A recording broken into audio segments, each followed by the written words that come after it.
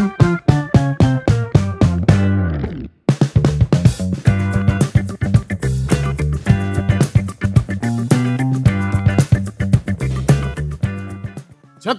शिवाजी महाराज की जय। जय भवानी, जय शिवाजी। नमस्कार मित्रांनो, चैतन्य फूड ब्लॉग मध्ये सगळ्यांचं स्वागत आहे। मित्रांनो, स्पेशली आपण काहीतरी आज वेगळं करणार आहोत।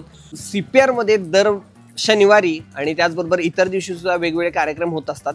जीवेश्वर फाउंडेशन आहे, कोल्हापूरमध्येच काम करतात। त्यामध्ये जवळजवळ 100 जण आहेत आणि बरेच दिवस झाले, म्हणजे लॉकडाऊन पासून हे काम चालू आहे आणि आता हे काम खूप चांगल्या पद्धतीने चालू आहे। चला तर मग आज जाऊया आणि जाणून घेऊया की राईस कसा होतोय। 25 किलो भात इथं आता तयार होणार आहे आणि रोहित सर करणार आहे। चला तर आपण आता आलेलो आहे किचन मध्ये।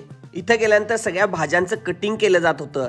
हे जे आता तुम्हाला कटिंग करताना दिसतायत ते कोणी प्रोफेशनल शेफ नाही आहेत, त्यांचे वेगवेगळे व्यवसाय आहेत, पण या फाउंडेशनसाठी ते एकत्र येत असतात आणि अशा पद्धतीनं स्वतःचं श्रमदान करत असतात। कांदा, टोमॅटो, फ्लॉवर, मिरची सगळं व्यवस्थित कटिंग करून घेतलेलं आहे आणि मोठ्या आकाराचं पातेलं सुद्धा आलेलं आहे आणि या टेबलवर आता सगळ्या लागणाऱ्या वस्तू सजवून ठेवलेल्या आहेत। त्याचबरोबर आता मोठ्या पातेल्यात तेल घातलेलं आहे गरम करण्यासाठी। तर मसाल्याचा राईस करण्यासाठी खडे मसाले सुद्धा एकत्र केलेले आहेत। बघू शकता, वेलदोडे आहेत, दगडफूल आहे, दालचिनी आहे, लवंग आहेत, मिरा आहे, हे सगळे खडे मसाले आता एकत्र केले जात आहेत। त्याचबरोबर कोल्हापूरची कांदा लसूण चटणीचा डोंगर लावलेला आहे। त्यानंतर हळद घेतलेली आहे, स्पेशल बिर्याणी मसाला घेतलेला आहे एव्हरेस्टचा आणि खडे मीठ यामध्ये घालण्यात येणार आहे आणि तांदूळ सुद्धा चांगल्या क्वालिटीचा वापरलेला आहे। नमस्कार मित्रांनो, आज आपण 500 लोकांसाठी मसाला भात बनवणार आहोत। हा मसाले भात आपण आपल्या फाउंडेशनतर्फे सीपीआर या ठिकाणी जे गरजू लोक आहेत त्यांच्यासाठी वाटप करणार आहे। सगळ्यात पहिल्यांदा या ठिकाणी तेल घेतलेलं आहे, 4 किलो तेल आहे। 4 किलो तेल आहे आणि याच्यामध्ये आता खडे मसाले जातील। तेल गरम झालेलं आहे, आपण त्याच्यामध्ये खडे मसाले टाकूया। गरम तेलामध्ये तडतड आवाज होईपर्यंत चांगले खडे मसाले भाजून घ्यायचे आहेत। खडे मसाले भाजल्यानंतर त्याच्यामध्ये आपल्याला कांदा टाकायचा। हा साधारण 2.5 किलो कांदा आहे।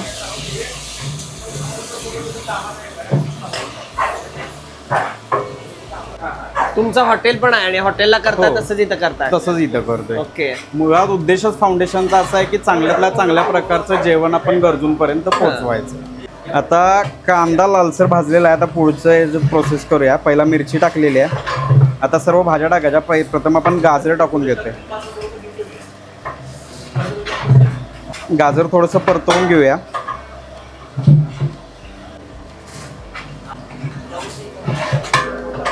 जास्तीत जास्त एका वेळी किती वेळ क्वांटिटीत केला तुम्ही? म्हणजे एका वेळी साधारण 2000 लोकांचा वगैरे केलेला आहे। हो, आमचं केटरिंग पण आहे, त्यामुळं काजू टाकतोय आता यामध्ये। तेलासोबत थोडेसे भाजून घेतले तर चांगले लागतात।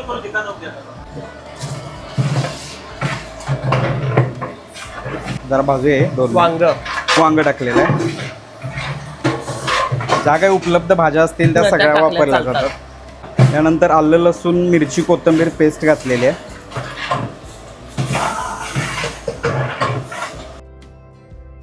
त्यामध्ये टोमॅटो, साधारण 1.5 किलो टोमॅटो आहे।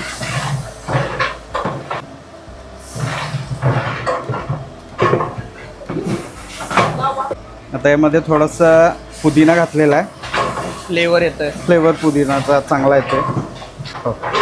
आपण आलं लसूण मिरची कोथिंबीर पेस्ट केली। हां, त्यामुळं कोथिंबीर घालायची काय आवश्यकता नाही।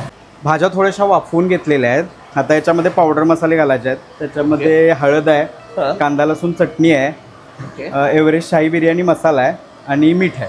ओके, टाका।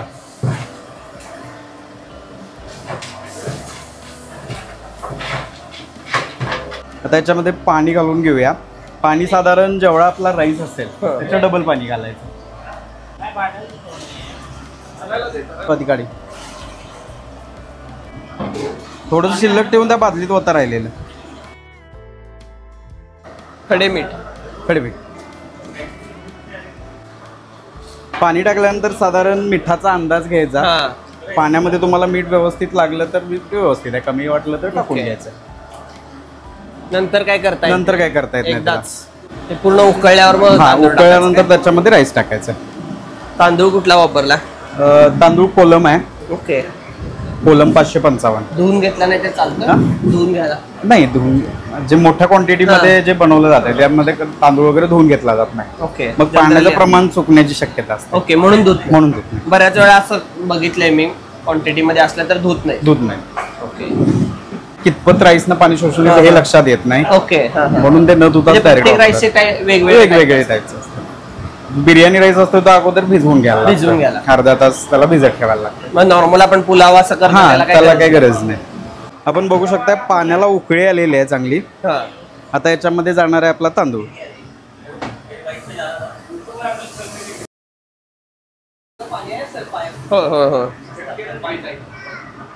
तांदूळ टाकल्यानंतर तांदूळ चांगला हलवून घ्यायचा आहे. एक ठिकाणी मध्ये गट्टा होऊन खाली लागण्याची शक्यता असते, म्हणून चांगला हलवून घ्यायचं पहिल्यांदा. हे आता जे पाणी आपण घातलेलं आहे ते साधारण तांदळाच्या लेवलला तोपर्यंत हे ओपन ठेवायचं आहे. ओपन ठेवायचं. हा, त्यानंतर आपण याला एक 20 ते 25 मिनिट झाकून ठेवायचं. त्यावेळेला गॅसची आच एकदम मंद करायची, म्हणजे आमच्या ह्याच्यात मेणबत्ती लावा म्हणतात त्याला. रेडी मग राईस. मग राईस रेडी आहे. आता तुम्ही बघू शकताय पाणी आपलं कमी झालेलं आहे, राईसच्या लेवलला पाणी आलेलं आहे. आता याचा गॅस बारीक करायचा आणि याला झाकून ठेवायचं 20 ते 25 मिनिटासाठी. वाफेवर शिजते का? वाफेवर शिजते.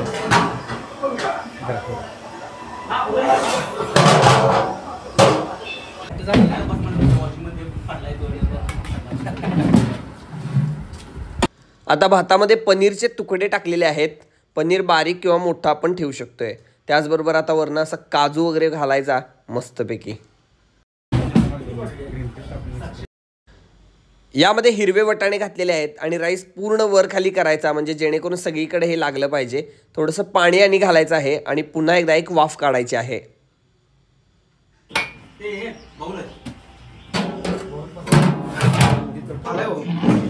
थोडी वाफ होती असं ते आता आहे की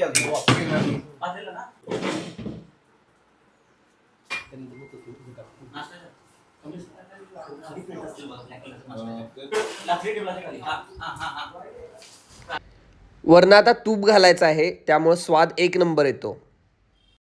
आता राईस रेडी राहिलेला आहे आणि आता सीपीआरला घेऊन चालले ते सगळेजण. ही टीम बघू शकता, सकाळी 7 वाजल्यापासून आले होते आणि आता हे काम झालेलं आहे. भात आता रेडी झालेला आहे आणि याच्या मूद पाडल्या जात आहेत. त्या भाताबरोबर लोणचं, काकडी आणि टोमॅटो दिला जातो.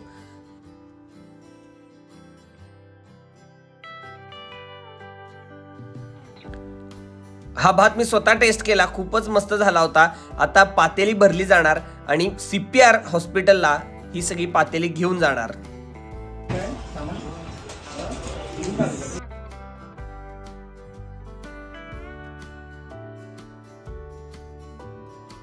साधारण 11 वाजता दर शनिवारी निवारा केंद्रासमोर वेगवेगळे पदार्थ असे वाटप केले जातात. जे गरजू पेशंट असतात, खेडेगावामधून येत असतात, त्यांच्यासाठी ही सोय खूप उत्तम आहे.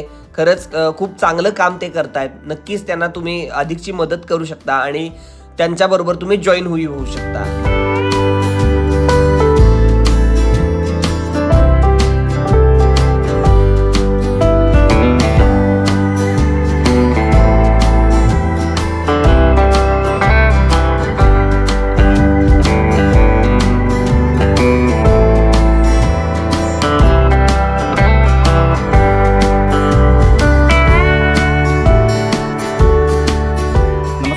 माझं नाव रजत कुमार ओसवाल. जीवेश्वर फाउंडेशन च्या आहे ना, आम्ही दर आठवड्याला CPRमध्ये जवळपास 300 ते 350 लोकांना नियमित आम्ही नाश्ता पुरवत असतो आहे. कारण CPRमध्ये येणारे खेड्यापाड्यामधली जवळची गरजू लोक येतात, त्यांच्याकडं एक वेळेचा नाश्ता किंवा चहा प्यायला पण सोय नसते. आणि जीवेश्वर फाउंडेशनची आम्ही सुरुवात 2019मध्ये केली. तेव्हा महापूर आला होता. महापूरमध्ये तुम्हाला माहीत आहे की सगळे रस्ते बंद झालेले, भरपूर लोकांचे सिलेंडर संपलेले आणि जेवण तेव्हा लोकांना मिळत नव्हतं. तर आम्ही एकत्र येऊन एक किचन तयार केलं की ज्याच्यामध्ये आपण जेवण बनवून विनामूल्य लोकांना आपण देऊ शकू. तिथून आम्ही सुरुवात केली. परत कोविडमध्ये आम्ही धान्य 650 घरांमध्ये एक महिन्याचं धान्य आम्ही पुरवलं आणि त्यातनं आम्ही एक नियमित कार्य सुरू केलं. मग त्यानंतर आता आज कोणाचा घरी वाढदिवस असला, शुभ कार्य असलं किंवा श्राद्ध असलं, काय पण असलं तर लोक आम्हाला सामग्री आणून देतात आम्ही एकत्र आमच्या किचनमध्ये जेवण बनवतो आहे आणि जेवण बनवून अनाथाश्रममध्ये, वृद्धाश्रममध्ये किंवा CPRमध्ये असं गरजू ठिकाणी जाऊन आम्ही ते जेवण खाऊ घालतो आहे. आता आम्ही टोटल ग्रुपमध्ये असे आमचे 100 लोक आहेत. ॲक्टिव्ह मोडला आम्ही 30 ते 40 जण एकत्र असतो आहे काम करायला. जीवेश्वर फाउंडेशनचं गुगलला आमचं लिंक आहे आणि जीवेश्वर फाउंडेशन यूट्यूबवरती पण आहे, इंस्टाग्रामला पण आहे. आणि तुम्ही हा बोर्ड जरी कवर केला तर याच्यामध्ये ॲड्रेस आणि कॉन्टॅक्ट नंबर सगळा आहे, तर तुम्ही कधी पण आम्हाला कॉल करू शकता. जीवेश्वर फाउंडेशन आणि चैतन्य फूड ब्लॉग यांना लाईक करा, सबस्क्राईब करा, शेअर करा आणि कमेंट करा.